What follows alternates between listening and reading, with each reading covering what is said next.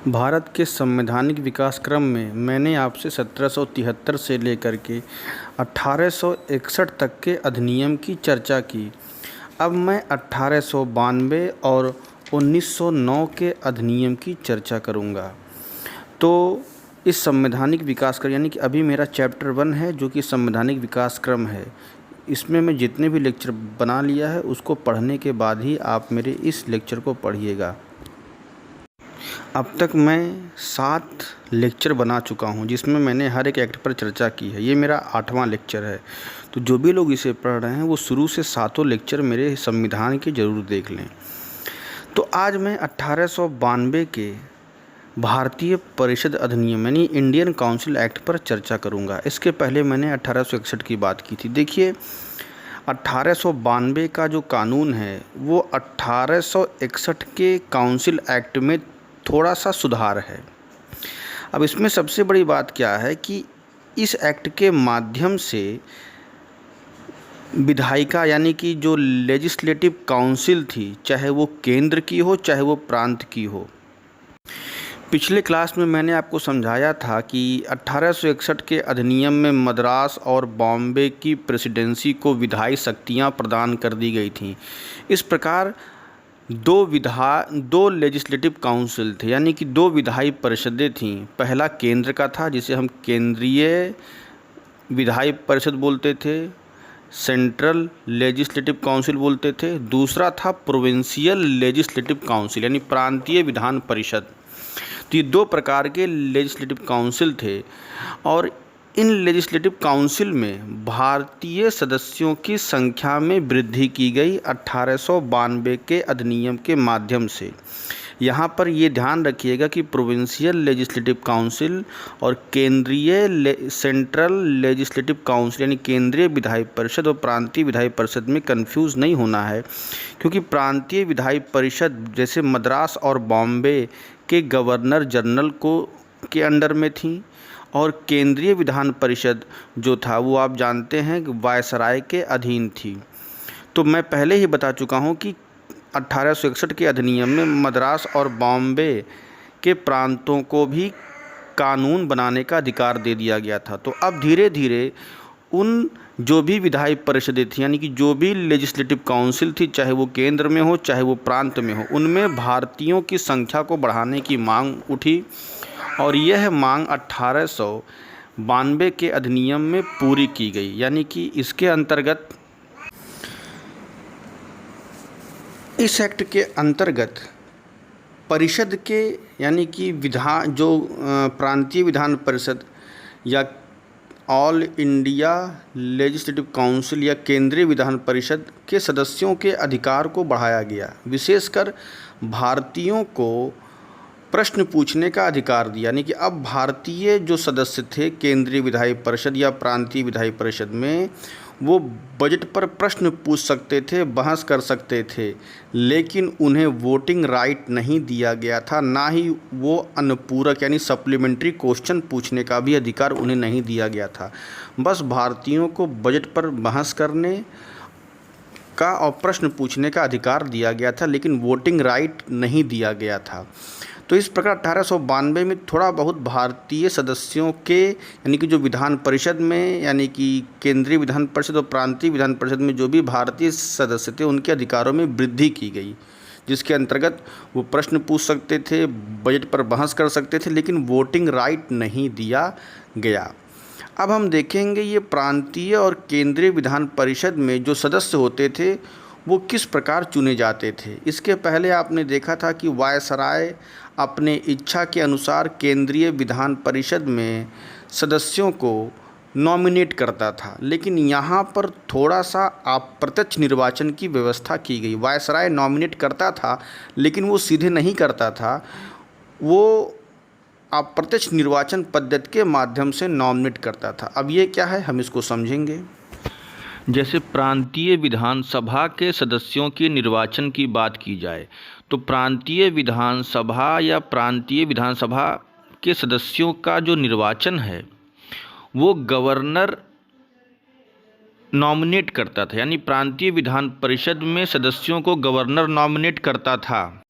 प्रांतीय विधान परिषद के सदस्यों को गवर्नर नॉमिनेट करता था, लेकिन ये सदस्य नगरपालिका, जिला बोर्ड, विश्वविद्यालय या वाणिज्य मंडल के रिकमेंडेशन पर नॉमिनेट होते थे। अर्थात अब प्रांतों के गवर्नर अपनी इच्छा के अनुसार विधान परिषद यानी प्रांतीय विधान परिषद में सदस्यों की नियुक्ति नहीं करते थे, बल्कि प्रांतों के गवर्नर नगरपालिका, जिला बोर्ड, विश्वविद्यालय के रिकमेंडेशन पर प्रांतीय विधान परिषद में सदस्यों को नियुक्त करते थे। अर्थात यह अप्रत्यक्ष निर्वाचन शुरू हुआ। इसी प्रकार इंडियन लेजिस्लेटिव काउंसिल के जो सदस्य होते थे उनको गवर्नर नॉमिनेट करता था, मगर वो वायसराय नॉमिनेट करता था, लेकिन वो वायसराय सीधे नहीं नॉमिनेट करता था, वो प्रांतीय विधायी परिषद यानी कि प्रोविंशियल लेजिस्लेटिव काउंसिल के रिकमेंडेशन पर वायसराय इंडियन लेजिस्लेटिव काउंसिल के मेंबर को नॉमिनेट करता था।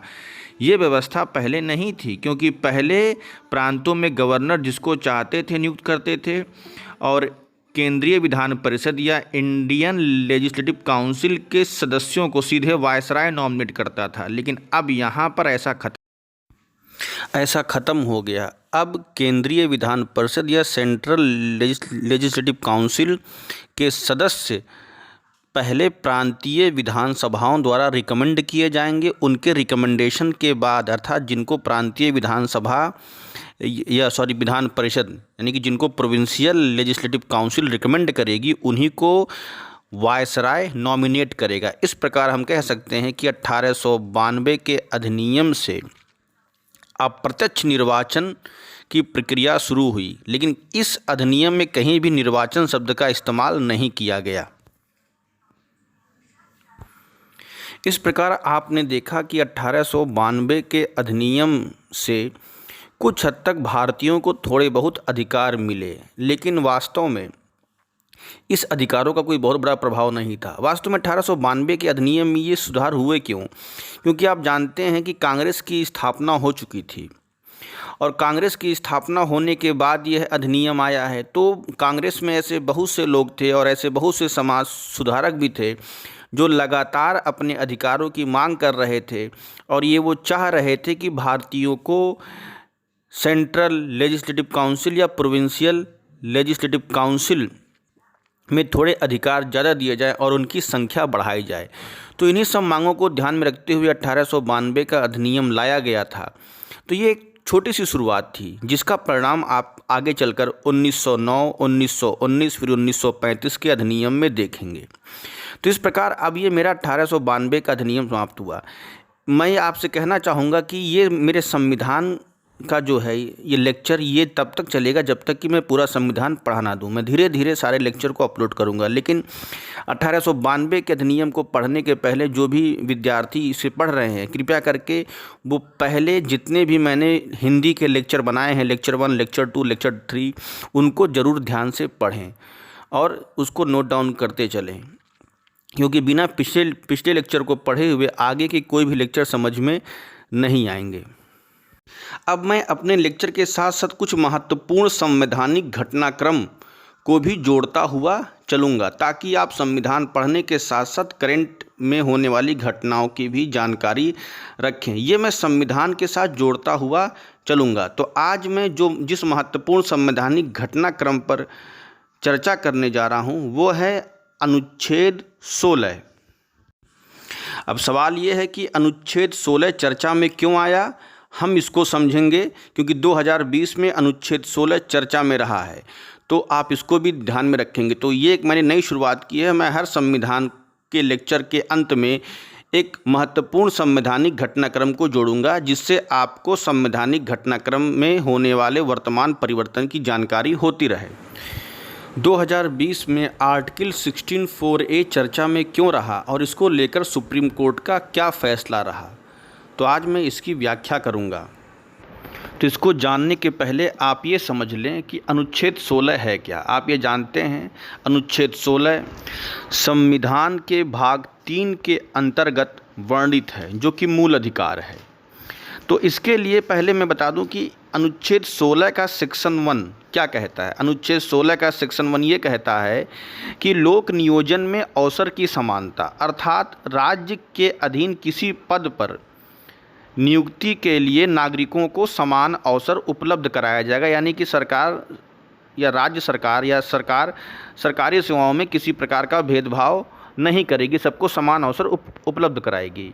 इसी प्रकार अनुच्छेद 16 का सेक्शन 2 ये कहता है कि राज्य धर्म, मूल, वंश, जाति, लिंग, जन्मस्थान या निवास के आधार पर लोक नियोजन यानी सरकारी सेवाओं में कोई भेदभाव नहीं करेगा। अनुच्छेद 16 का 4 क्या कहता है? अनुच्छेद 16 का 4 ये कहता है कि राज्य अगर चाहे तो बैकवर्ड क्लास यानी पिछड़े वर्ग के लिए नियुक्ति संबंधी विशेष प्रावधान या आरक्षण के प्रावधानों को बना सकता है। यानी कि पिछड़े वर्ग को नियुक्ति देने के लिए राज्य को यह अधिकार है कि वो विशेष प्रावधान बनाए, या आप इसे आरक्षण भी कह सकते हैं। तो ये 16 का 1, 16 का 2, 16 का 4 था। अब हम समझेंगे आर्टिकल चर्चा में क्यों आया। 2020 में यह आर्टिकल प्रमोशन में आरक्षण को लेकर चर्चा में आया। हुआ क्या था कि उत्तराखंड सरकार ने प्रमोशन में आरक्षण नहीं दिया था किसी मामले में, और यह मामला हाई कोर्ट में पहुंच गया। हाई कोर्ट ने अनुच्छेद 16 के 4 का हवाला देते हुए बोल दिया कि उत्तराखंड सरकार को प्रमोशन में आरक्षण देना चाहिए, लेकिन उत्तराखंड सरकार इसके लिए सुप्रीम कोर्ट चली गई। तो सुप्रीम कोर्ट ने मामले को संज्ञान में लिया और पूरे मामले को देखने के बाद ये कहा कि उत्तराखंड सरकार ने कोई गलत नहीं किया है, और सुप्रीम कोर्ट राज्य सरकार को प्रमोशन में आरक्षण देने के लिए बाध्य नहीं कर सकता। और 2020 में सुप्रीम कोर्ट ने यह कह दिया कि आरक्षण और प्रमोशन में आरक्षण कोई मूल अधिकार में नहीं आता है, और उसकी सुप्रीम कोर्ट ने व्याख्या की। अब इसको समझने के लिए ज़रा हम पिछले कुछ घटनाओं पर भी चर्चा करेंगे कि ये था क्या। 1992 के इंदिरा साहनी केस में सुप्रीम कोर्ट ने यह कहा था कि SC/ST को प्रमोशन में रिजर्वेशन दिया जाएगा, लेकिन यह केवल 5 साल के लिए होगा। याद रखिए, इंदिरा साहनी केस में 1992 में सुप्रीम कोर्ट ने यह कहा था कि SC/ST को प्रमोशन दिया जाएगा, प्रमोशन में रिजर्वेशन दिया जाएगा, लेकिन यह 5 साल के लिए होगा। अब सरकार चाहती थी कि यह प्रावधान लंबे समय के लिए लागू रहे, इसीलिए 5 साल खत्म होने के पूर्व ही सरकार ने 1995 में 77वां संविधान संशोधन कर दिया, और 77वें संविधान संशोधन के अंतर्गत प्रमोशन में आरक्षण को संवैधानिक मान्यता दे दिया। यानी कि 77वें संविधान संशोधन यानी कि 77 कॉन्स्टिट्यूशनल अमेंडमेंट 1995 के अंतर्गत प्रमोशन में आरक्षण को संवैधानिक दर्जा दे दिया गया, और इसके लिए अनुच्छेद 16(4)(a) जोड़ा गया। तो इस प्रकार सरकार ने अपने संवैधानिक संशोधन यानी कि विधायिका ने या संसद ने अपने संवैधानिक संशोधन की शक्ति का प्रयोग करते हुए अमेंडमेंट करके प्रमोशन में आरक्षण को संवैधानिक दर्जा दे दिया। लेकिन मामला पलटा जाकर के 2006 में M नागराज केस में।